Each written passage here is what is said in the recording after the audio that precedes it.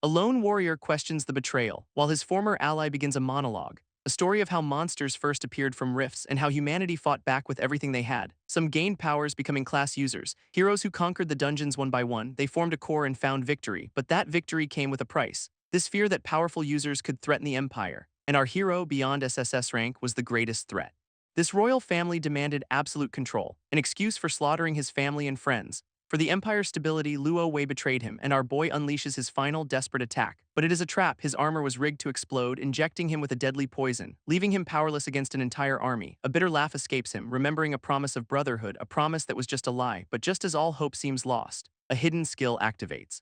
A power that can reverse everything. Decades later, a new life begins, or does it? This bully leader snarls at his captive, dunking him into the water once more. His cruel friends just laugh and jeer as the victim coughs, wondering why. Why is this always happening to him? A vision of an armored warrior flashes in his mind, but then one of the group speaks up, telling the leader to stop before it is too late, but the leader just scoffs at the warning, grabbing the dissenter by the collar, reminding him that he led them here and mocking his sudden change of heart.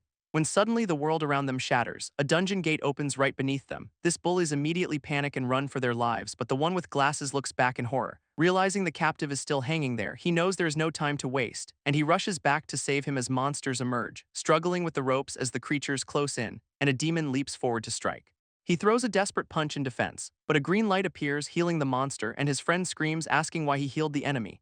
A status window appears, revealing his name as Yun Chi, a chanter. Yun Chi realizes he is in a different body, as a voice explains the dungeon system. A random class is assigned, and it is unchangeable. Others grow stronger through their class, but he was already a master warrior. This is not a happy thought, but he will be thankful for this second chance. Companion screams for help as monsters swarm them. But Yun Chi's new support class is too weak for a direct fight. He needs a way out before his stamina is gone, and a hidden skill called Mirror World is his only hope. He tries to use it on a demon, unsure of how it works, but the system says the conditions are not met. He wonders if his level is too low, while his companion panics, certain they are about to die. Then a new notification appears. This world seems to ripple and distort, and chaotic energy erupts from the ground. He has used a reverse skill, Chaotic Thorns. This massive monster looms over him, ready to strike, but it suddenly attacks itself in confusion, staggering back from its own blow. His companion can only stare in disbelief. As Yun Chi understands the skill's true power, instead of immobilizing the enemy, it inflicts confusion, turning a useless ability into a powerful weapon. He wonders what else his power can reverse. A confident smirk spreading across his face. It seems the ability does more than just reverse skills. It now boosts his attack power with every use, and just like that, he levels up. Yun Chi takes a moment to process this. Realizing the monster's infighting gave him the XP, and he perfectly times a parry against a creature, his stats now refreshed and stronger than before. While the chaos continues, he decides to test his blade, lunging toward another powerful monster. From a distance, the observer watches in shock. Unable to believe a chanter has such skills, Yun Chi moves with newfound speed, calculating his potential attack power with his new stats, landing on a ledge above the fray. He is ready for whatever comes next, but a massive shockwave erupts from new elite monsters. This observer looks on with a grim expression, as a massive level 21 battlefield chimera appears, a demon born from pure battlefield resentment. This chimera lunges directly at Yun Chi, but his chaos-inducing attack fails completely. A notification confirms the beast is immune to chaos, forcing the observer to leap in and block the attack. Yun Chi watches his companion intervene, shielding him from the massive blow and scolding him for charging in alone. But Yun Chi's focus is elsewhere as he unleashes a flurry of attacks, striking the chimera with brutal force. He accuses the beast of having a death wish, landing beside his fallen companion. A quick heal keeps Kaio Zhai from death's door, and he tells him to drink his last potion. He knows he is no match for the boss, but the smaller monsters are nearly dead. He tells Kaio Zhai to hang on for a minute, leaving his friend completely bewildered. Yun Chi declares he will finish them all, and suddenly his HP and MP are fully restored. Kaio Zhai can only stare in utter shock as Yun Chi levels up again and again. This chimera roars, ready for another round. But Yun Chi's stats have skyrocketed. His trick blade skill is now massively boosted, and with a single strike the chimera falls. He is now level 15 with points to spend. A notification announces the dungeon is cleared. Kaio Zhai looks at him, wondering if this is the same person. A system prompt appears to collect the loot, but his companion has a burning question. How did he suddenly get so strong? Yun Chi recognizes the face of Kaio Zhai, who asks how he knows his great-grandfather's name. This word great-grandfather shocks Yun Chi. He cannot believe this kid is Benben's descendant. He remembers the smug little brat from his past, and a flicker of old memories crosses his face. He starts to explain but cuts himself off, and Kaio Zhai assumes he does not want to answer, believing Yun Chi is just humiliating him. He changes the subject, grabbing his arm, suggesting they head back to school. Yun Chi agrees, knowing he cannot reveal his identity yet. This mention of a history memorial piques his interest. On the way there, they sit in silence, and Yun Chi reflects on how much has changed. After being dead for so long, the world is unrecognizable. With new technology he has only seen inside dungeons, he examines the chimera bone ring he acquired, a powerful item from the dungeon's lord. He wonders what exactly happened after his death. They arrive at the Grand Memorial Hall and come face to face with a statue of the emperor, his old betrayer Luo Wei. A guide explains the history of this place, a time when an SSS-ranked dungeon terrorized the world. King Luo Wei led the charge to conquer it, but just as victory was in his grasp, he was betrayed by a rebellion's mastermind, and that mastermind's name was Yun Qi. He is now remembered as an ungrateful traitor, and he cannot believe what his story has become. He remembers the truth: they were the heroes ambushed by the king, but the guide spins a tale of the king's sorrow. He claims the king with a hero named Ding Kun crushed the rebellion. Yun Qi has never even heard that name before, when suddenly the bullies from the bridge appear, shocked that the two of them survived the dungeon. This bully leader approaches with a smug look, mocking the friend with glasses for making it out alive, but his tone quickly turns menacing. Reminding them they almost dragged him in with them, he demands they settle the debt, but the friend argues they were the ones almost killed. This bully scoffs, telling him he is clueless, and points to a statue in the hall. It shows a hero standing over his ancestor, revealing he is the descendant of a traitor. This friend shouts back, defending his family's honor. This observer looks on, completely confused, as the crowd whispers about an argument over a hero's legacy. An older man forces his son to apologize, reminding him that the hero once spared their family. But the hero's descendant grabs the boy's hair, mocking him as a despised dog no one would ever help, and asking if a hero's bloodline could ever be wrong. He rears back his fist to defend his ancestors' honor, and a foot flies right at the boy's face. This scene cuts away for a moment, with the bully sneering that Yun Qi has finally snapped. Yun Qi just gives him a cold, hard stare. And in a blur of motion, he attacks, landing a brutal punch that sends his target flying. This bully crashes to the floor, coughing up blood, shocked that he was taken down by Yun Qi. This crowd cannot believe what they just saw, and the bully wonders how he could be so weak. Enraged, another student summons a massive flaming hammer, but Yun Qi easily sidesteps, his attack power now boosted. A guard calls for a healer as the bully lies unconscious, and the other students realize Yun Qi hit his true level. This guard furiously scolds a teacher for the chaos, as another student rushes forward to intervene, calling Yun Qi shameless as he prepares his own attack. His eyes glow with power as he raises his hand, and a purple barrier erupts, blocking the teacher's blow. This guard and students can only watch in disbelief. Yun Qi confronts the teacher, accusing him of bias, and the flustered man denies it, wondering about his equipment. Yun Qi just smirks, calling it a casual remark, forcing the teacher to promise a thorough investigation.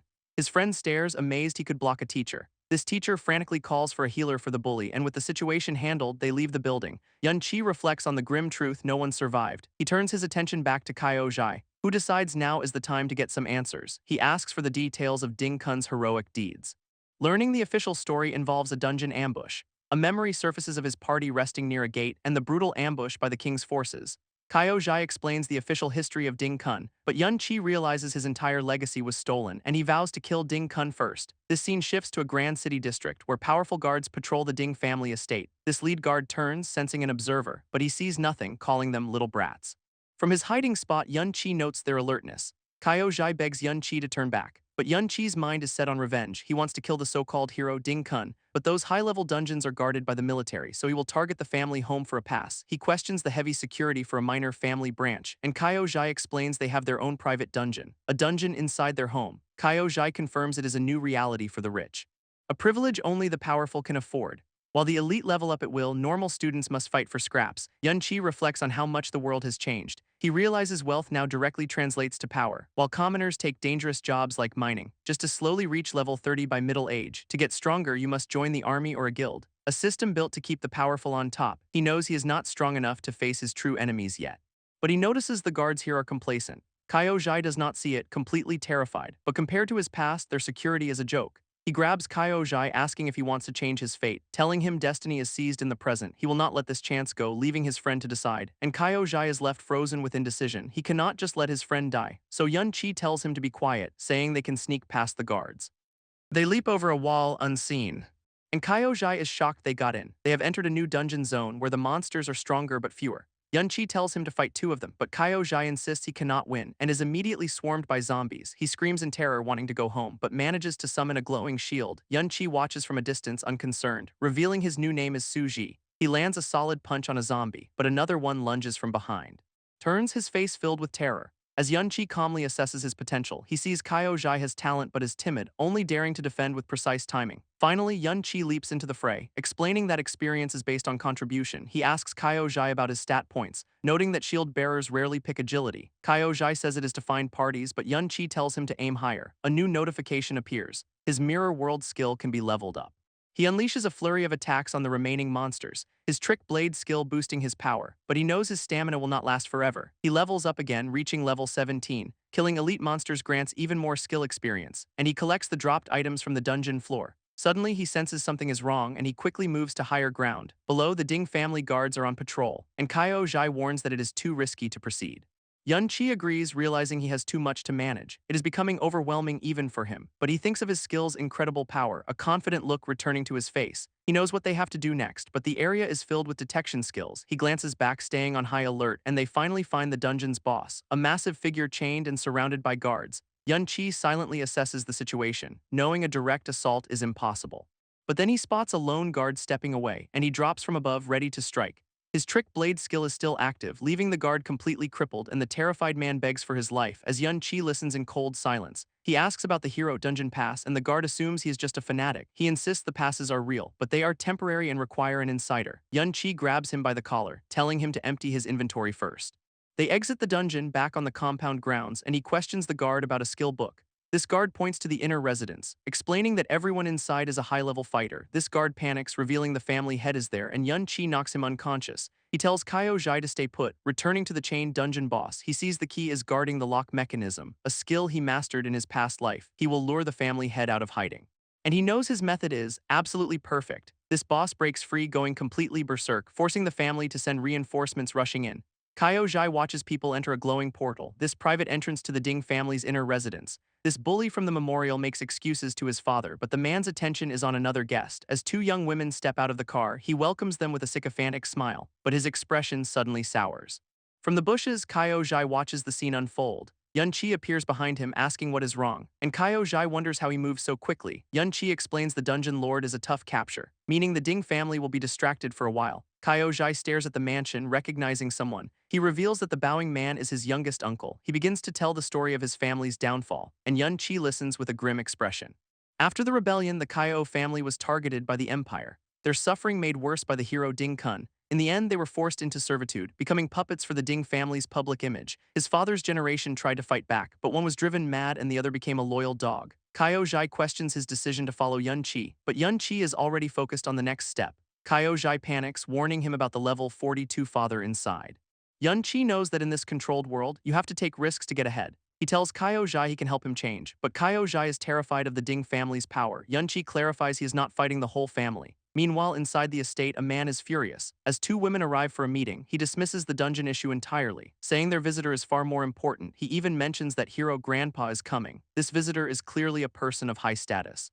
From the rafters, Yun-Chi watches the scene unfold, wondering if this is just a coincidence. He decides to focus on finding the pass. Just as two maids walk down the hall, he slips out from his hiding spot, moving deeper into the mansion. He finds what looks like a private study, where an older man orders his guards to be on high alert. Inside, Yun-Chi activates his phasing skill, allowing his hand to pass through solid objects. He opens the drawer, finding several books inside, and pulls out what looks like a diary. But behind it, he finds a stash of rare skill books, a treasure trove hidden within the Ding family compound. Kyo Jai panics as the guards converge, realizing Yun-Chi might be trapped. Memories of past torment flood his mind, a painful reminder of his family's suffering. He decides to run to just slip away quietly, but a hand suddenly stops him. It is Yun-Chi offering him a choice. Kyo Jai lets out a terrified scream, instantly alerting the nearby guards. He bolts, running for his life, choosing to fight back instead of flee. He taunts the guards, drawing them away, and Yun-Chi watches as the plan unfolds. Knowing the boss is now less protected, he sprints toward the dungeon's core, realizing the boss is already weakened. His mirror world skill is ready to go. Meanwhile, the Ding family relaxes inside. A woman notes the commotion outside, but Ding Hao dismisses it as a minor issue. This patriarch Ding Yi is furious, ordering his men to chase the intruder. Yun-Chi watches the diversion succeed perfectly. His stats already formidable at level 17, and with his acceleration skills, he is unstoppable. Yun-Chi moves with blinding speed. His target the weakened overlord, but the guards are stunned by his unknown skill. His attacks inflict constant status effects, and he weaves through their ranks with ease. His goal is to bypass them entirely. Reaching the boss before they can react, he sees their lack of coordination, a weakness born from years of peace. This leader rallies his men, shouting to hold the line, convinced they can overwhelm him with numbers. Even the family head screams for them to stop him, but Yun Chi leaps over their heads, using their own formation as a launchpad. This lead guard roars in fury, as Yun Chi claims the Overlord's experience for himself. This massive boss disintegrates around him. And a notification confirms his level up to 20. His mirror world skill gains a massive experience boost, maxing out its current level and upgrading. This family head can only watch and rage. While Yun Chi calmly reviews his new power, this ultimate skill that reverses everything, he unleashes a furious attack, but the remaining guards are left completely stunned. He finds himself in a strange, ethereal space, a timer counting down his mirror walk skill. Realizing he is inside the mirror world itself, the spectral guards are just echoes of reality, and he wonders if it is all just an illusion, but he quickly realizes it is all too real. A mirror shard materializes in his hand, an item he can take back to the real world, a game-changing upgrade for his skill. He wonders what other changes have occurred, and a new skill list appears before him. Every skill is listed as not activated, because he has not learned the base versions yet. This list shows the reversed form of every skill, a preview of what he can unlock in the future. He can now plan his build far in advance, creating the perfect path to power. But then a sudden movement catches his eye, a lone soul drifting through the mirror world. He realizes he is not alone in this dimension, as the spirit transforms into an undead creature, and he immediately summons his weapon to fight. His blade cuts through the monster with ease, and he notes how weak the enemy was. But something about it feels off. A new skill appears, the Undead Contract, letting him form a pact with a defeated soul. He realizes he can summon the undead he defeats, taking more than just items from his mirror world. His level 2 skill lets him bring out an army. He looks out over his new domain, intrigued by the possibilities. Meanwhile, the Ding family guards are completely baffled, wondering how their target simply vanished from sight. A commander dismisses the idea of a simple stealth skill, and the furious patriarch grabs him by the collar. He screams at his men for their failure just as Yun Chi reappears, and the guards stare in utter shock. Yun Chi's mirror walk time has expired, prompting Ding Yi to scream for his men to attack, but our boy is ready, saying it is time to return the favor, and he unleashes his own terrifying undead army. This guards raise their shields, bracing for the assault. But one is stunned to see a status bar appear. His summons are only level 20. Ding Yi roars at his men not to panic, offering a huge bonus for Yun Chi's capture, but when they turn to fight, he is already gone, leaving them completely bewildered. From a safe distance, Yun Chi confirms his 20 strongest undead are contracted, but he notes his mirror world has an exploration boundary. Yun Chi decides to explore the mirror world again, hoping to find a different location and hunt some higher-tier undead. He watches the guards from the shadows, then grabs Kaio Zhai, telling him it is time to go. With the estate in chaos, he decides to retreat and take stock of everything they have gained. This scene shifts to a new dungeon, where he is battling a level 20 crystal giant. He unleashes a massive blast against a level 30 foe, his attacks swirling around the crystalline beast. He presses the attack with his glowing blade, his trick blade skill boosting his power. He levels up again, reaching level 21. Kaio Zhai levels up 2, hitting level 11. These monsters here are tough, but with Kaio Zhai's help, it is manageable. They survey the dungeon, hunting a rare obsidian beast, a monster that drops a powerful support skill, this coveted gravitational pull. But it is not just beasts in this dungeon. He knows the souls of fallen adventurers linger here too. He hopes to find their spirits on the higher ground. Suddenly, he senses something. A terrifying presence looming in the distance. They stare down the massive crystal beast, identifying it as a rare wanderer-type monster, and Yun Chi draws his blade, ready for a fight. These monsters appear randomly, attacking without warning, bringing chaos and destruction to unsuspecting towns, and they are notoriously hard to predict. But the experience and loot they drop are immense. Yun Chi dives into battle against the beast, facing the towering creature head-on. He is stunned to see it has a continuous healing skill, and it unleashes a powerful mana ray attack, trapping him in a cage of pure energy. His attacks are too fast and frequent to dodge, and his health plummets dangerously low. He realizes his HP and defense are far too low, and without Kaio Zhai's shield, he'd be done for. He knows his stats will not improve quickly enough, so he tells Kaio Zhai they need to farm weaker monsters. He decides to focus on leveling up his new tank, who has put all his stat points into defense. With the armor from the Ding family, he is a true shield bearer, already able to withstand attacks from level 20 monsters. Yun Chi coaches him on his stance and balance, reminding him to always protect his teammates. And for the first time, Kaio Zhai looks confident in his role. Yun Chi reminds him that when stats are close, technique is what determines the victor. This battle ends and Yun Chi levels up to 22. With Kaio Zhai growing stronger, his own XP gain increases, and Kaio Zhai celebrates reaching level 15. He can finally learn the rare shield armor skill, allowing them to hunt elite monsters in Crystal Pillar Canyon. But another group is already here, watching the elite wanderers. They realize the area is too dangerous for students. One of the men decides to stay behind as a precaution. Just as Yun Chi and Kaio Zhai approach them, Yun Chi tells the teachers to go on ahead. And after a moment's hesitation, they agree. This lead teacher warns them not to act rashly, telling Yun-Chi to stay hidden from the monsters. He insists that if they are spotted, they will not escape, repeating his warning as they rush off to help the students. This moment they are gone, Yun-Chi summons his undead, using his minion as a distraction. He unleashes a flurry of slashes, striking the elite wanderer with brutal force. This level 30 monster is nearly defeated, and he shatters its crystalline body with a final blow. This monster disintegrates into a beam of light. As Yun-Chi grows more accustomed to his power, he shatters the crystal beast with a powerful strike, earning him a new title for the kill, Slaying Giant Warrior. His gaze is sharp and focused as he inspects his new crystal longsword. This powerful drop will make up for his low base stats, but he is disappointed it was not the skill he wanted. Just then, a signal flare lights up the sky. This same location as a previous distress call. A winged man recognizes the special signal. Realizing a teacher's team is in trouble, they arrive to find a massive gathering of monsters, explaining they just responded to the signal, and the woman in white agrees it is their duty to assist. Their support buffs the entire party with an epic grade skill, while she unleashes a powerful gravity attack. A dark-haired woman follows up with a hidden thorn strike.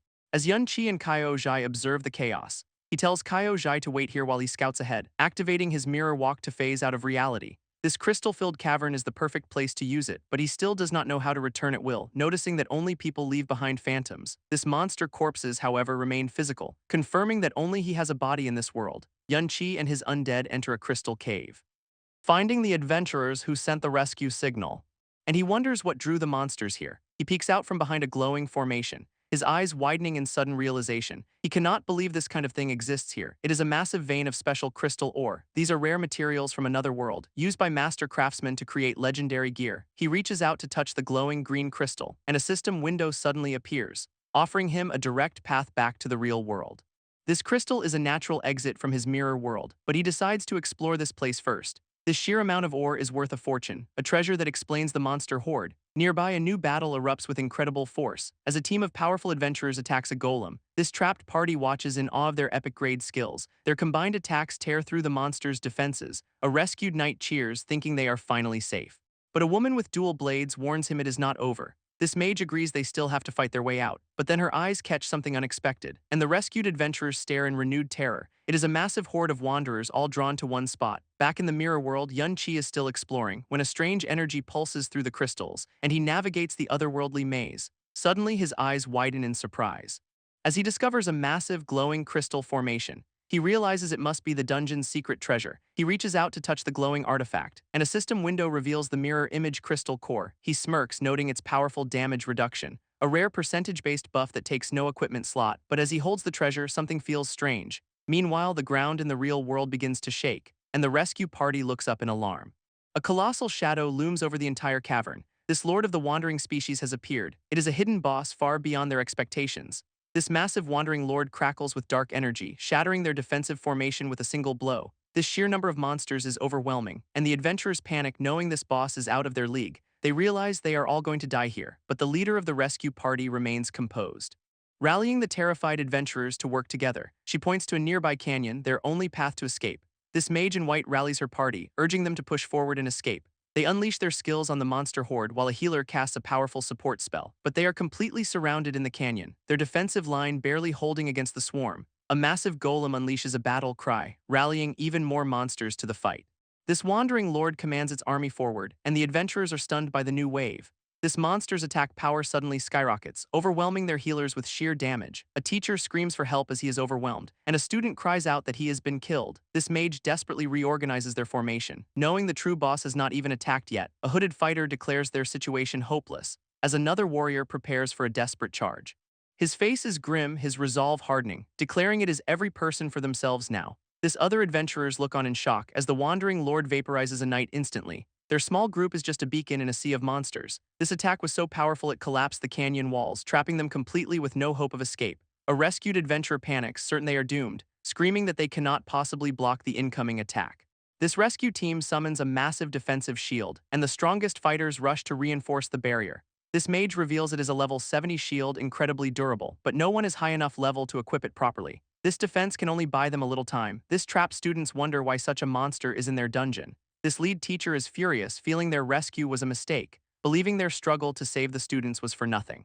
His face is a mask of frustration and regret, but he is glad Yun-Chi and Kyo Jai did not follow them into danger. Suddenly, a new voice shouts out a skill, and a golden shield materializes, blocking the monster's beam, but the attack is too strong, shattering the defense. And just as the teacher falls, Kaio charges in. This teacher is stunned by his power, but the shield guards are broken. Their entire defensive line has completely collapsed. One by one, the adventurers fall to the crystal horde. This situation seems utterly hopeless, but a battered Kaio points towards the chaos. As Yun-Chi steps forward, telling him to leave it to him. This lead teacher orders a full retreat, certain Yun-Chi cannot win alone. He believes their escape is the only way to give Yun-Chi a chance. He prays for our boy's survival. Yun-Chi unleashes a flurry of attacks on the golem and exits the mirror world with a powerful strike. But he realizes the monster's healing is too fast. His own attack power just is not high enough. Suddenly, a brilliant light catches his attention, and he stares in disbelief at the source. This monster is already predicting his exit points, forcing him to stay inside the mirror world. He plants his feet, preparing a new strategy, deciding to use his undead as a shield, even if it drains his magic for later. He sees the other adventurers are still here, and suddenly he hits level 30. Finally strong enough to equip his new armor. This other party discusses the golem's high weak point, deeming it impossible to reach, just as Yun-Chi gets the kill notification. This loot is incredible, 2 legendary skill books, a reward beyond all expectations. This monster begins to crumble and fall, revealing a massive cavern beneath it. He finally understands the signs of a past battle when a familiar name is shouted out. This mage surveys the aftermath of a huge conflict.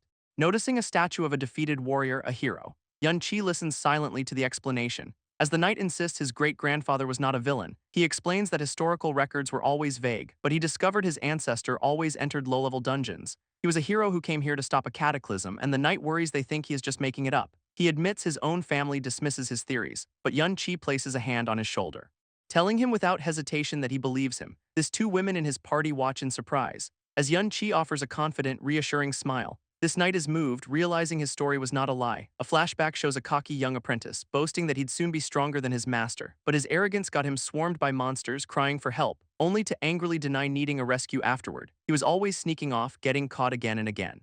He admits he loves training in secret to show off later, insisting the dungeons he chose were not dangerous. His master questions his choice of the sword guard class, but he chose the weakest shield class to keep up with his master's speed. This master always found him after his reckless solo missions. He'd accept his punishment, unable to resist grinding for levels. Yun-Chi then recalls being blocked from a dungeon himself, explaining that he simply waited for the others to leave. This other adventurers are still in shock, wondering about the mysterious student who defeated the Lord. Elsewhere, powerful men discuss the incident, recalling that a member of the Kaio family was there. A sinister order is given to bring them in. Back in the canyon, Yun-Chi hands Kaio a skill book, and the mage cannot believe he is giving away a legendary item. He explains it is a shield-bearer exclusive he cannot use, and the mage admits she is still far behind him in power.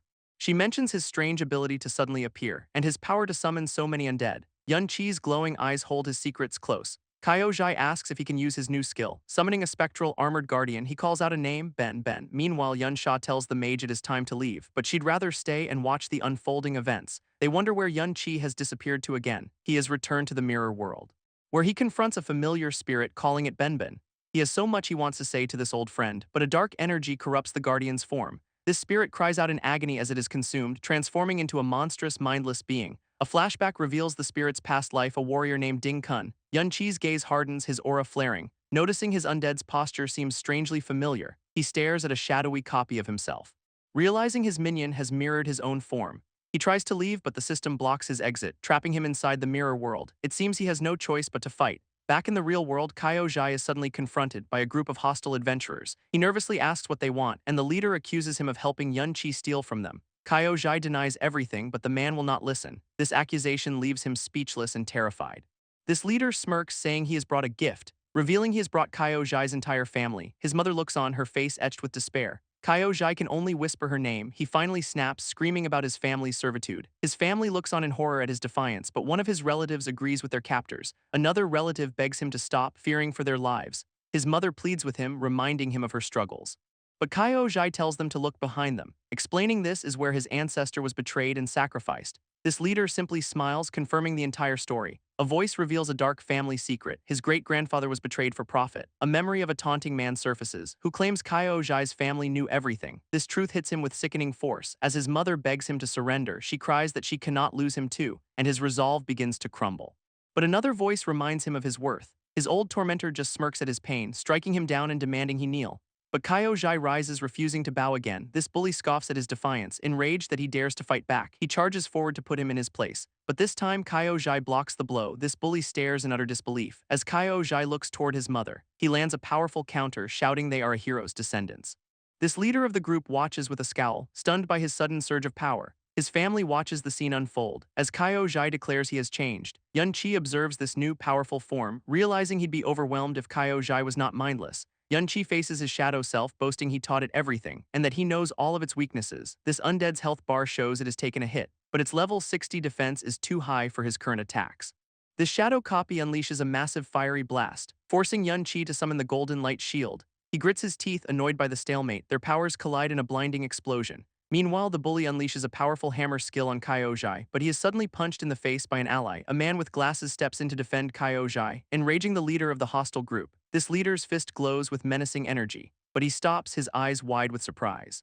As Kyo protects his new ally with the golden light shield, this bully scoffs, calling the hero's family cowards, as his attacks slam uselessly against the golden barrier. It is a legendary skill whose power is not tied to stats alone, able to withstand at least 10 hits from a powerful foe, but it is a consumable skill with a limited lifespan. Every single hit drains its precious energy. This hostile leader just smirks, completely unconcerned.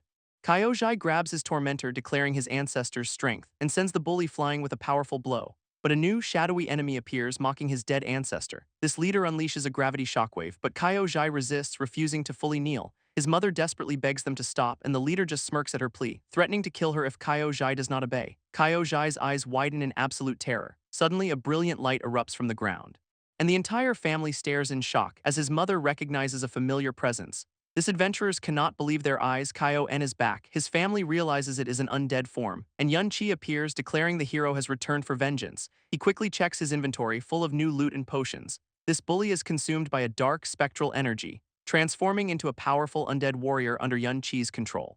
Yun-Chi confirms he can raise high-level undead from strong opponents. This bully's lifeless body lies defeated on the ground. This old man marvels at Yun-Chi's incredible power. Watching as Kyo and his mother finally reunite, he understands Yun-Chi has made Kyo stronger in spirit. But now they face a new problem, the Ding family's retaliation. Yun-Chi knows he needs to get stronger before this news spreads. He thinks of his undead army grinding levels for him.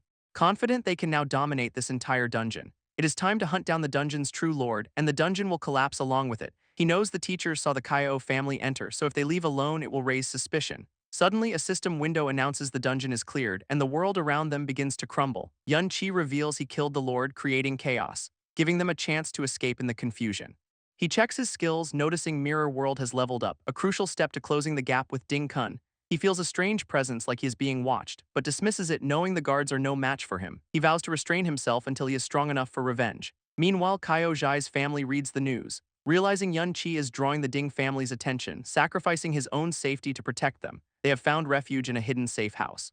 Believing they are finally safe from their pursuers, they might finally be free from the Ding family's grasp, but just as hope returns, the ground begins to shake, and a new enemy appears, Ding Hao the second head. He sneers, saying he had to pay them a visit. He mockingly asks if they are underestimating his family's reach, calling them delusional traitors as he prepares to strike. Elsewhere, a message confirms Yun-Chi's location has been found.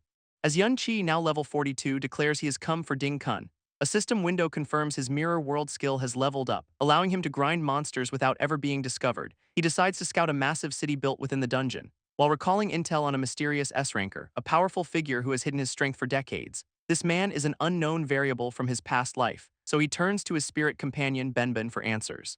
But Benben is still unable to communicate clearly. Meanwhile, a powerful man learns his third son is missing, enraged that a criminal has appeared near the hero Ding Kun's dungeon. In a tense confrontation, he belittles Ding Kun's weakness, revealing he was only kept around to protect his grandson. But now the boy is gone, and he blames Ding Kun for the mess. A memory flashes of a starving child crying over scraps, and from the shadows, Yun-Chi debates, revealing himself. He notes that even in this state, the hero wants to help others. He remembers 2 children from a disaster area, how he took them in as disciples after seeing their bravery. But his face twists with regret, blaming himself for their fate. Suddenly, Benben seems to remember a name. Lan Kaian. Yun-Chi stares in shock as his companion begins to transform, and a furious name echoes through his mind, Ding Kun. His eyes burn with an overwhelming rage. A voice calls out to him, Yun-Chi. As the true villain reveals his sinister demonic form, a sinister voice vows to find his master's impersonator, as the villain taunts his monstrous pets, offering them the defeated townspeople as food. A young girl cries over a fallen man, and the villain unleashes his monsters upon her, but they are suddenly torn apart by purple energy. Yun Qi appears in a flash, sword drawn to protect the innocent. His eyes burn with cold fury, and a name echoes in his mind, Lan Kaiyan. He cannot believe this man is Ding Kun, this same master who would raise such a monster. A memory surfaces of his master teaching two young boys, explaining the legacy of knights in a new era. This master promised them strength beyond ordinary adventurers, but one student's eyes held a dangerous pride. This master laid out his conditions for their training. This first lesson was to be humble. This boy was arrogant, complaining about his rewards, even arguing with his fellow apprentice. But his master gave him a gift, a lesson against arrogance. In the present, that very gift, a legendary necklace, shatters as the villain mocks Yun Qi's weakness. Yun Qi prepares for the fight, his power surging. This master's second lesson echoes from the past: be compassionate. He taught them to protect the weak and fight for justice. A memory of Yun Qi saving a young boy from slavery, but the villain just offers him more innocents to slaughter, and Yun Qi's gaze turns to ice. As the villain mocks his constant rage, wondering if he is angry for the lowlifes on the ground, he taunts him with a twisted game, revealing that attacking his minions will kill the real hostages. But Yun Qi does not hesitate for a second, striking the true villain through the illusion. A voice from the past echoes, "You must be courageous." A memory of young warriors fighting for justice, who complain to their master after a near-death battle. But the master just smiles, having watched them all along. Back in the present, the villain panics at Yun Qi's power, trying to escape while threatening him with his grandfather's wrath. His subordinate is left behind to cast a flurry of spells, but suddenly realizes his target has vanished. As Yun Qi appears directly behind him, his expression utterly merciless. This caster begs for his life, trying to sell out his boss, but Yun Qi cuts him down without a word. This fleeing villain is blocked by a demonic warrior, as memories of justice and betrayal flash by. This core tenets of a warrior, honor and soul, are remembered, just as a storm of dark energy rains down on the city. A memory flashes of a fallen disciple defeated and broken, fueling Yun Qi's rage as he demands to know why, dodging a hail of deadly energy blasts. This battle for the truth is about to begin. Yun Qi stands ready, his blades glowing with dark power. Prepared to rewrite his own twisted fate. His attack lands, shattering the villain's armor, and Ding Kun admits his speed is beyond abnormal. Another powerful slash cuts through the air. As a tormented spirit screams out a name, Lan Kaiyan, Ding Kun watches in cold silence, surrounded by his own undead minions. Yun Qi realizes they are just getting in the way, so he summons his own army to hold them back. Ding Kun seems to lament his bloodkin being used as pawns. But Yun Qi reminds him he wanted him to be stronger. That is why he pushed himself so hard. Yet Ding Kun dares to call him a traitor. He reveals he chose someone else, Luo Wei, for more power, taunting Yun Qi with his rival's incredible success. Screaming that Yun Qi cannot even compare to him, this weight of this betrayal hangs in the air, but Yun Qi's resolve only hardens as the villain's cruel words echo in his mind, and Ding Kun stomps the ground with a sinister laugh.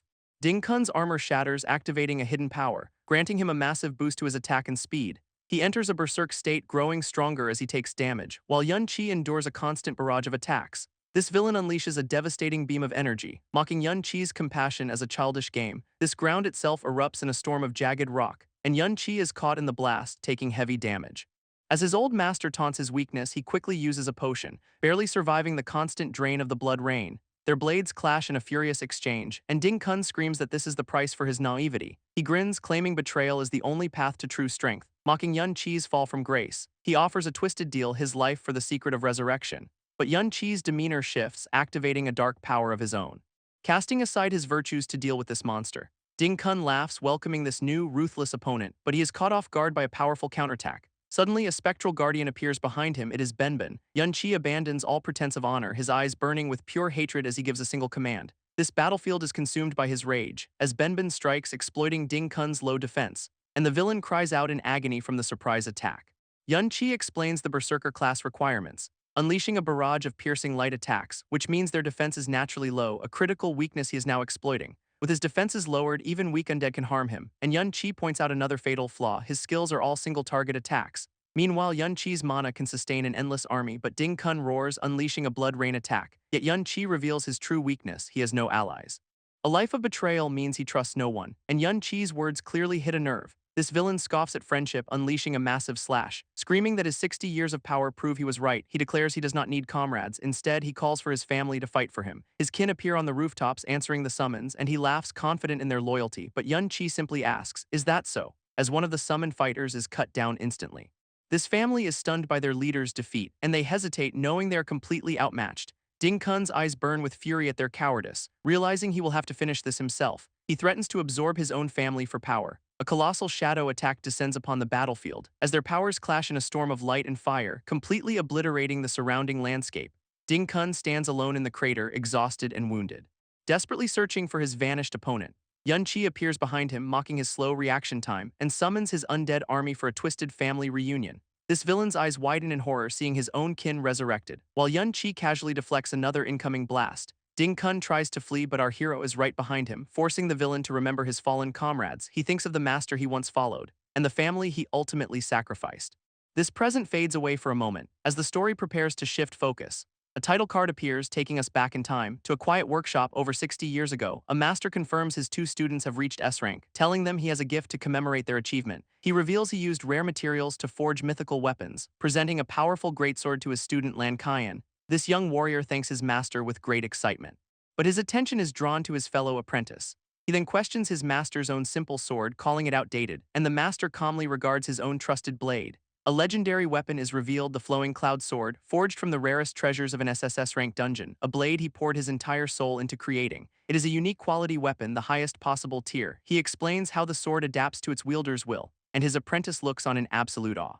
He offers the incredible weapon to his student, who cannot believe his master's generosity, but a memory reveals the ultimate betrayal. As the traitor laughs, having finally stolen the unique weapon, in his hands the blade begins to transform, returning us to the present-day battle. Yun Chi stands over his fallen master, remembering his time on the front lines. Ding Kun begs for his life, admitting he was wrong, his pride shattered as he pleads for mercy.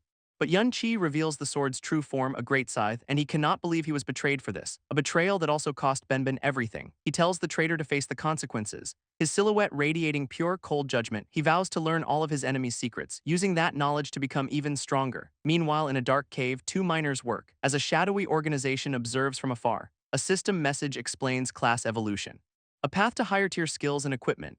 But to change class, one needs a special item, something incredibly rare even in his past life, and in this timeline it is even more tightly controlled. He recalls Lan Kaiyan's evolution to a berserker, and now a system window offers him the same choice. He is ready to take the next step, knowing there are many hidden classes to unlock, and the harder the quest, the greater the reward. This system offers him a class called Peace Dancer.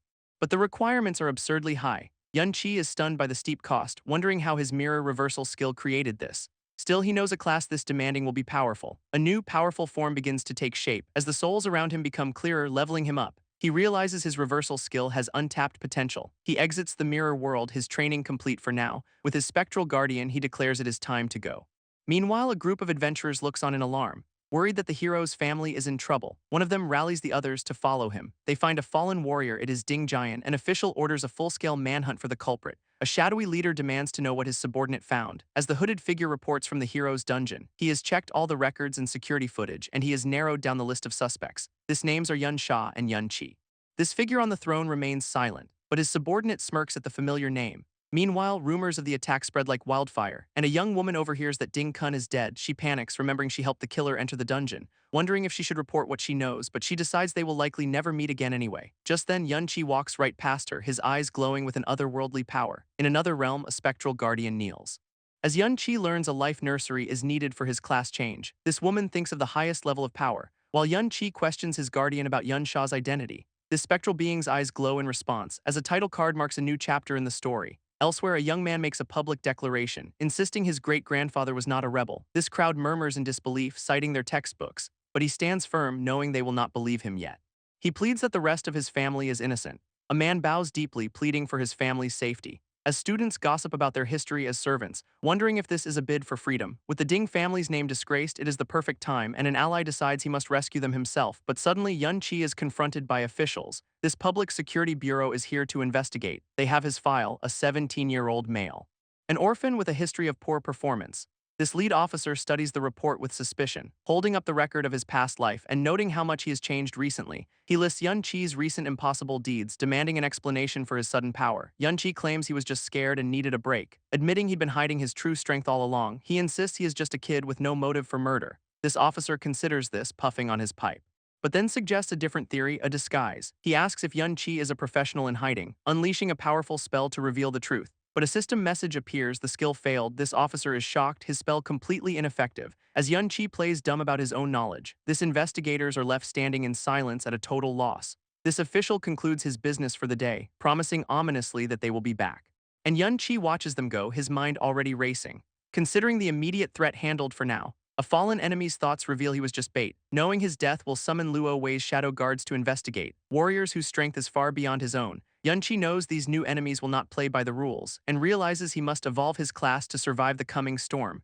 His thoughts turn to the school's principal, rarely seen, who never seems to access the school's hidden formation. He concludes his mirror world plan will not work quickly enough. Meanwhile, the official receives an investigation report on a rooftop, and the primary suspects are Yun Chi and Luo Sha, but the hooded informant immediately dismisses Luo Sha, pointing instead to her companion from the rebellious Yun family. And then there is Yun Chi, whose surname and actions are highly suspicious.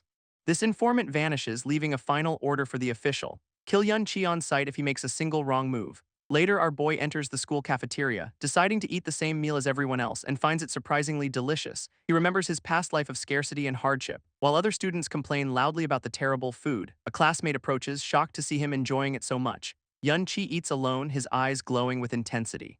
Two classmates interrupt, offering to treat him to a bar. He considers the offer, picturing a lively tavern, and agrees, knowing it is a good place for intel. His expression is grim as he gets up to leave. They step into a chaotic, neon-lit bar, and his new friends order him a special drink. One of them gets a little too friendly, but Yun Chi realizes this place is useless for his mission. He finds himself alone on an empty street. He wonders what he is even doing here. Knowing this world of ordinary people holds no answers, a memory surfaces of a simpler time, a stark contrast to the lonely present. He stands in silence, lost in thought, feeling completely out of place in this era. He finds a book detailing his family's history, and inside, an illustration of a mysterious stone. He wanders a library late at night, feeling like an outcast. His hand lands on a book of modern history when a flicker of light catches his eye.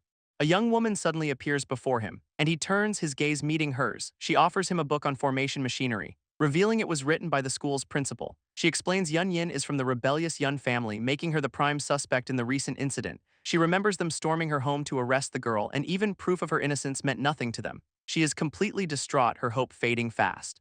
Admitting she tried everything to get help but failed, now she is completely out of options. So Yun Chi asks where they are now. She offers to lead the way, but he refuses, insisting it is better for him to go alone. He leaps into the mirror world, his energy crackling around him. He pulls up a holographic interface, questioning if Yun Yin is truly a Yun descendant. He thought Luo Wei had wiped them all out, but the intel points to an illegitimate child who survived.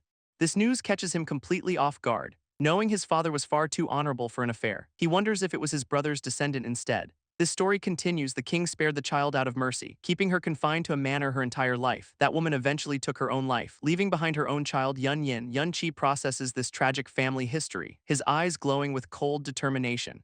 This woman from the library begins her story, revealing she met a girl named Yun Yin at age 7. Tired of her lessons, the young princess snuck away and stumbled upon a girl being bullied by arrogant boys. They mock her as a traitor's child, unworthy of fairy tales, grabbing her hair and demanding she let go of the book. But Yun Yin holds on tight, refusing to surrender it. This bully insults her mother, calling her a lunatic, and her eyes burn with a sudden, fierce defiance. She lunges forward, biting her tormentor's hand. He screams in pain, ready to strike her down, clutching his wounded hand in disbelief. This young princess watches from the shadows, her face grim. This bully threatens to end her life right there, but the princess steps out, ordering them to stop. This boys panic, trying to frame Yun Yin as a thief. This princess notes the book has no royal crest, realizing it was likely just something she found. This bullies are left speechless by her logic. This princess holds out her own beautiful book, offering it as a replacement for the tattered one. Yun Yin looks up, stunned by the glittering gift, but she turns away, clutching her own book tighter. She kneels to the ground, gathering the torn pieces, choosing her treasured, broken story over the new one. Her golden eyes recall a distant memory of a lonely girl in a single patch of sunlight. She watched from afar, holding her own book, knowing that small light was all the girl had. She believes a broken thing you own is better than a gift, and admits she often returned to that same corner. Sometimes she helped and sometimes she did not, eventually making the girl her personal guard to stop the bullying. But the whispers never stopped until she hid her identity at this school, and now she has been dragged back into danger. This ruthless shadow guards are coming for her, a unit known for slaughtering entire clans without cause. This blonde woman begs Yun Chi to save her friend, promising to do anything to repay him. He agrees to help in any way he can. Meanwhile, in the mirror world, Luo Sha is under attack. She stands bloodied but unbroken. Her hooded captor taunts her, blade in hand, promising a long night of endless torture. He lunges, screaming that no one can save her, when suddenly Yun Chi intervenes with a powerful kick. Luo Sha looks up, stunned by his arrival. He stands over her, asking if she is okay. This captor recovers, sneering that he has finally drawn him out, revealing he was targeting someone from the Yun family all along. Yun Chi reveals his new class, Peace Dancer, as a hooded enemy appears, calling him out. A lockdown formation traps them inside, and the enemy boasts that escape is impossible. Another warrior, Shadow 33, demands his surrender, eager to have some fun with his target first. But Yun Chi's peace domain skill activates, effortlessly deflecting the incoming attack. He asks if they tortured the girl for sport, and the Shadow Guard admits it was all a trap. A massive blade flurry rains down upon them, but Benbin appears deploying multiple shields. Yun Qi watches in cold silence, remembering Luo Wei and his shadow guards. He recalls how they slaughtered everyone, and now he is trapped in their formation again. But this time his power begins to shift, declaring that they are the ones who will not escape.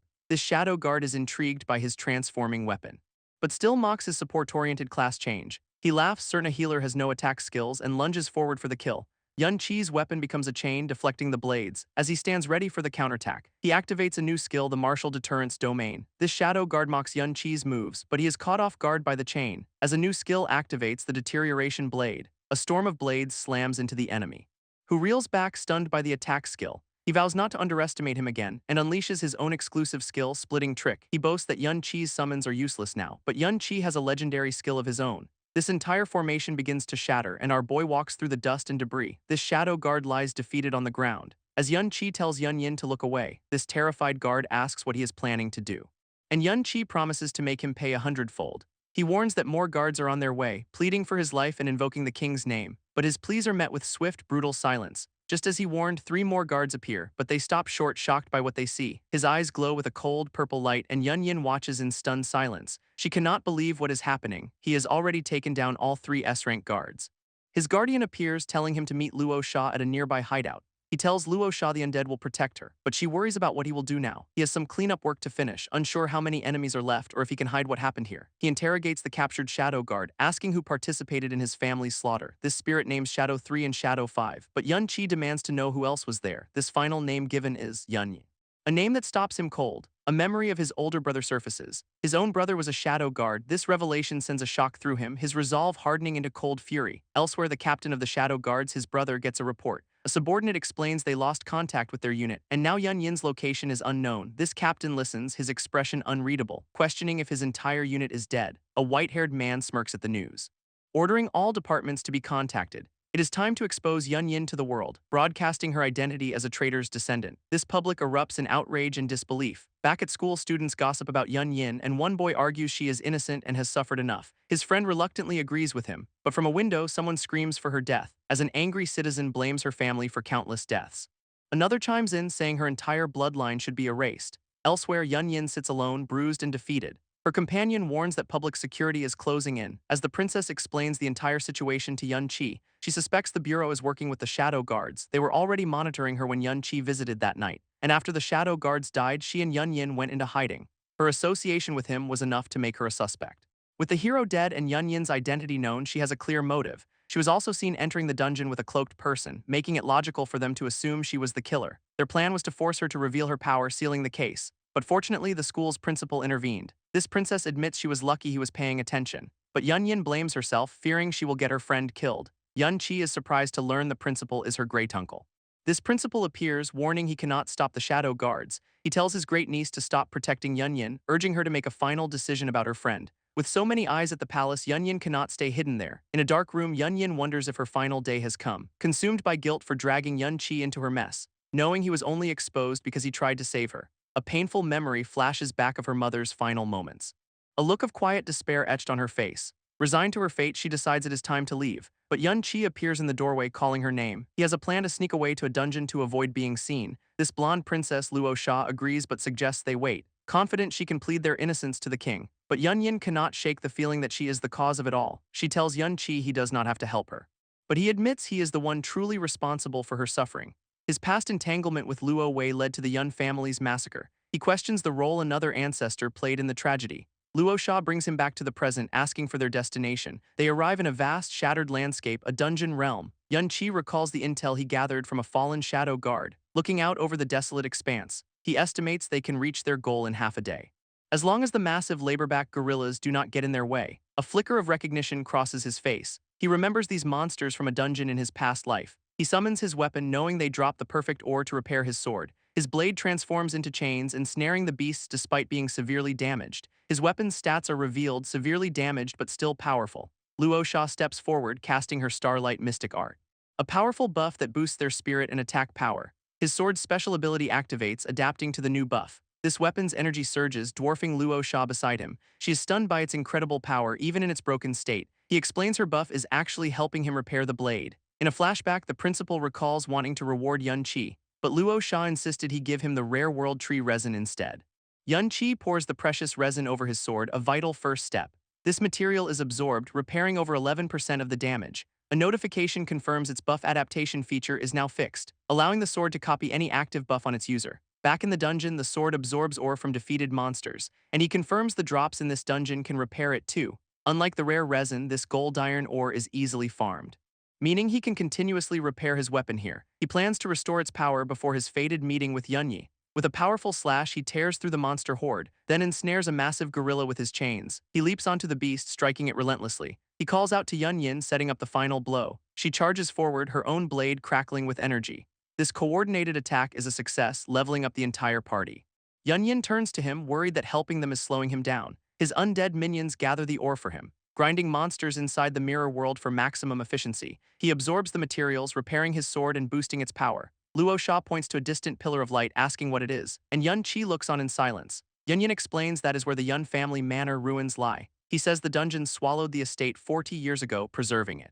He tells Yunyin her grandfather might be there right now. Meanwhile, in those very ruins, the white-haired man asks for news. A subordinate confirms Yunyin's identity has been public for a while, explaining that with the public agitated, she will soon be exposed. This man stands, declaring the time for nostalgia is over. It is time to wipe out the last remnant of the Yun family. He activates a strange, glowing artifact, his eye glowing with a sinister red light. Back outside, Yun Qi's undead continue their slaughter, as he stands ready with his newly repaired blade. This scene flashes back several hours, to a difficult conversation he had with Yun Yin. He revealed his brother Yunyi is the Shadow Guard captain and their family's killer. He admits he does not know what his brother has become, but insists she is innocent. He offers to leave his undead to protect her if she wants to stay behind. She is completely overwhelmed, unable to process the revelation, her expression hardening with resolve as she makes her final decision. He reflects on his lonely childhood, when a sudden memory hits him in the ruined training grounds, a shocking realization dawning in his eyes. He remembers a time when they were all just kids, and a new possibility takes root in his mind. Just like Benben's soul trapped in a dungeon, he wonders if his family's souls are wandering here too. He searches the mirror world's training field ruins but finds nothing.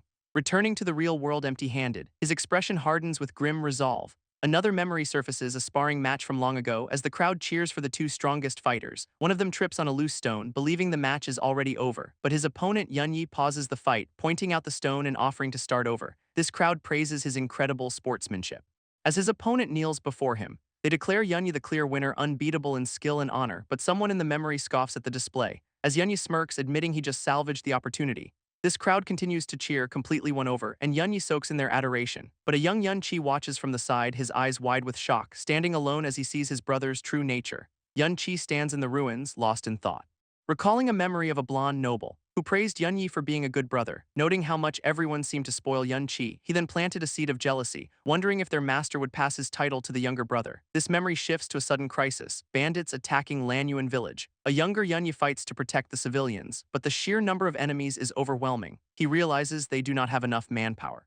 And with villagers already dying, a new plan is needed. This blonde noble suggests a risky gambit, focus all their power on taking out the leader. This decision falls to Captain Yunyi, who hesitates under the immense pressure. He knows what he has to do, but at that moment someone else moves first, a figure charging headfirst into the enemy ranks. It is Yun Qi fighting all on his own. He carves a path through the bandits, leaping over the fallen to reach his target.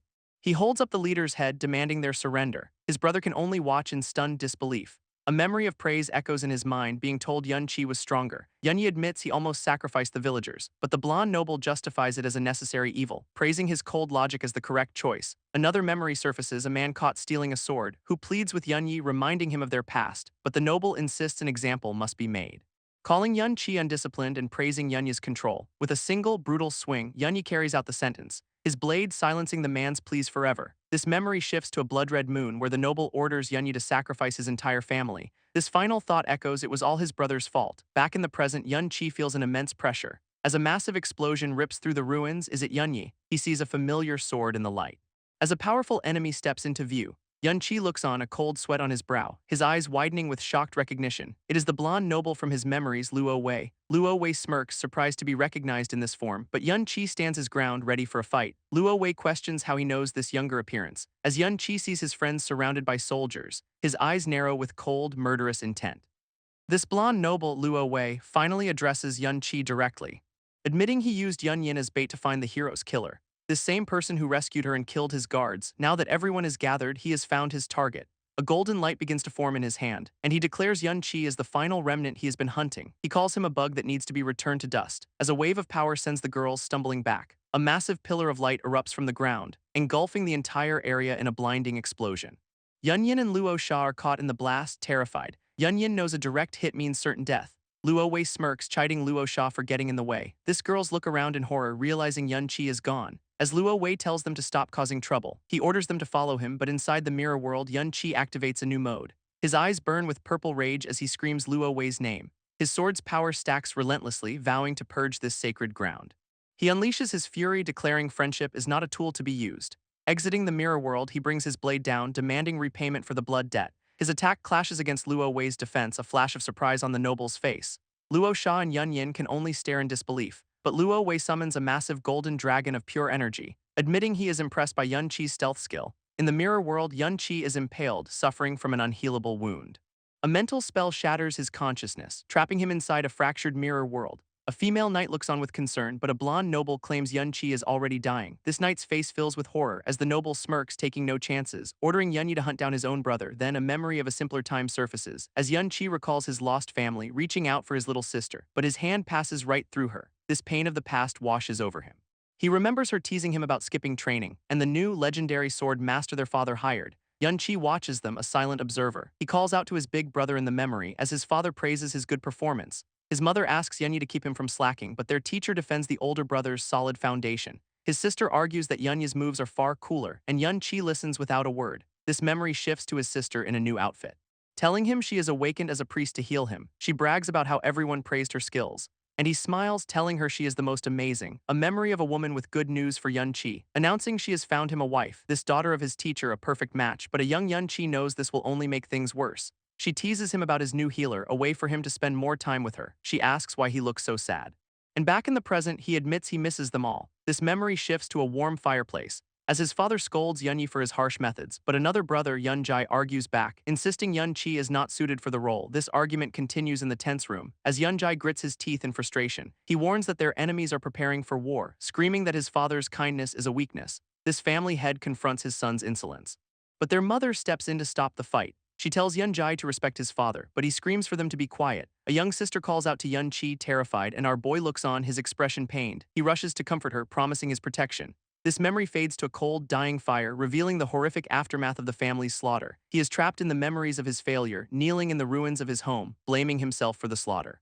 But a voice tells him that is not true. His eyes snap open, bloodied but defiant, as a spirit of light appears before him and its power begins to heal his wounds. Meanwhile, back in the ruins, a voice says to relax. It is Luo Wei, calmly sipping wine before the captured girls. Luo Sha asks why a man of his stature is in such a place, and he smirks, admitting he knew she'd sneak in. He tells her not to be nervous, just to behave next time. At that moment, someone else arrives.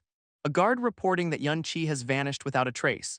He advises Luo Wei to retreat for his own safety, but the noble is not in any rush. He turns his attention to Yun Yin, sensing her resentment, a cruel smile spreading across his face. He claims he once spared her mother out of pity for the child, spinning a tale of Yun Qi's rebellion. He then feigns surprise at the hatred his people held for her family, revealing it was their persecution that drove her mother to her end. He gestures to the guard, asking why else her own grandfather would serve him, and Yun Yin's eyes widen in horror at the reflection, realizing the man before her is the one Yun Qi spoke of. Luo Wei claims he and Yun Yi were once close friends, placing all the blame on Yun Qi for the family's fate. This guard questions her own bloodline. As Luo Wei watches her realization dawn, Yun Yi confirms her grandmother was his sister Yun Tier, ordering the girl to now follow her great-uncle. Luo Sha desperately protests the command, but Luo Wei scoffs, reminding her who assigned the guard. This girl is frozen in shock and disbelief. Luo Wei offers Luo Sha a twisted reward for her service, and she can only stammer in terror. He activates his mind control, lifting her into the air, dragging her away to a family reunion. Her guard can only watch, completely helpless. This scene fades into darkness, cutting to Yun Qi holding the spirit of his sister Tier. She seems confused, her memories gone. Her only instinct is to heal those around her. He watches her with a pained expression. Realizing she will not attack even as a spirit, he pulls her into a desperate hug, apologizing over and over. His apology echoes in the void as he weeps, blaming himself for failing to protect her. She returns the embrace, a final silent comfort, as her spiritual hand begins to fade away. This spirit of his sister whispers his name. And a system prompt offers a spirit contract. Yun Qi is stunned she remembers him, wondering if she truly recognizes him now. He accepts, realizing the mirror world's upgrade changed everything. Holding her close, he knows there must be a way to fully restore her. His hand clenches with newfound purpose, his eyes burning with absolute determination. Meanwhile, in the ruins, Yun Yin's Grey Tuncle hunts for Yun Qi, but she begs him to stop, suggesting Yun Qi is already dead. This man turns on her with a sinister glare, unleashing crimson chains that ensnare her instantly. He hoists her into the air, a helpless captive, coldly deciding her fate. Her face contorts with terror and rage just as the entire dungeon begins to erupt around them. The soldiers are thrown into chaos by the explosion, and the Grey Tuncle demands to know who killed the dungeon lord. Yun Qi stands alone as the world crumbles away. He asks his sister's spirit a painful question. If their brother truly took part in the family's slaughter, she recalls Yunyi returning home, feigning worry, but it was all a ruse to get close to their father. He used the opportunity to deliver a fatal blow, her memory trailing off in grief for their parents. A memory of a young girl's terror flashes through his mind. As Yun Qi realizes his brother killed everyone, slaughtering the entire Yun family with his own hands, and his eyes burn with a cold, vengeful fury.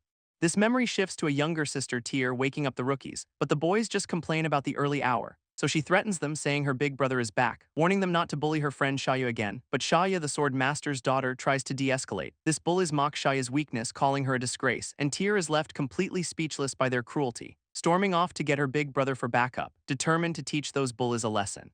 But the memory twists into a scene of carnage, a brutal strike ending a life without hesitation, and Tyr watches in horror, blood splattering her face. This guards scream for her to run as the massacre unfolds, this violence reflected in her terrified eyes, and she grabs her friend, trying to pull her to safety. Silhouettes of death play out against the windows as she sees the bodies of everyone she knew, recognizing her own father among the fallen, her mind unable to comprehend the betrayal. A woman calls out for her in the chaos, but the young girl is lost in the horror of it all. A young Yun Qi relives the horror, remembering his mother, who told Yunyi to protect his sister as their home was attacked, but Yunyi drove his sword straight through her back, a betrayal witnessed by a terrified Tyr and her friend Xiaoyu. These two girls hide in the bushes, watching the massacre unfold. Xiaoyu insists they must find her father, the sword master. Knowing a secret escape route Yun Qi made to skip training, but even this hidden path is being watched by guards, and she realizes the attackers know the estate's layout perfectly. She suspects Yunyi is the one who betrayed them all. These two friends are trapped with no easy way out. Xiaoyu grabs a sword, telling Tyr they will both die if they hesitate. She makes a difficult choice to become the decoy. She orders Tyr to escape through the hole in the wall, begging her to find her father and return with help. Xiaoyu crawls into the open, preparing for the sacrifice as Tyr slips through the hidden passage. She looks back one last time, her face filled with fear. Xiaoyu stands and screams, drawing the enemy's attention, and is cut down in an instant. Tyr runs for her life, fueled by grief and terror. Tears stream down her face as the memory continues. She finds herself surrounded by robed assassins in the courtyard. And there, standing among them, is her brother Yunyi, who raises his bloody sword, telling her not to blame him. This golden dungeon begins to dissipate, as guards question the collapse and troops move in. From a clifftop, Yun Qi and Tyr watch the scene below, his face contorted with rage at the thought of his brother, vowing that Yunyi deserves to die. Down below, the Grey Tuncle realizes Yun Qi is responsible, and announces Yun Yin's execution in 2 hours to lure him out. He orders his men to guard against a rescue attempt. As Yun Yin understands she's being used as bait, she despairs, not wanting Yun Qi to risk his life again, feeling utterly powerless in her situation. A dark thought crosses her mind, wondering if her death would solve everything. She begs him not to come just as an explosion rocks the crowd. A new warrior appears in a flash of light, her attack tearing through the ranks of soldiers, sending them flying with incredible force. Yun Qi watches the sudden assault from above, his eyes widening with shocked recognition. It is Xiaoyu, his childhood friend, alive and fighting. This Grey Tuncle simply smirks at the chaos, revealing he has finally lured his true target out, confirming that Xiaoyu has fallen right into his trap.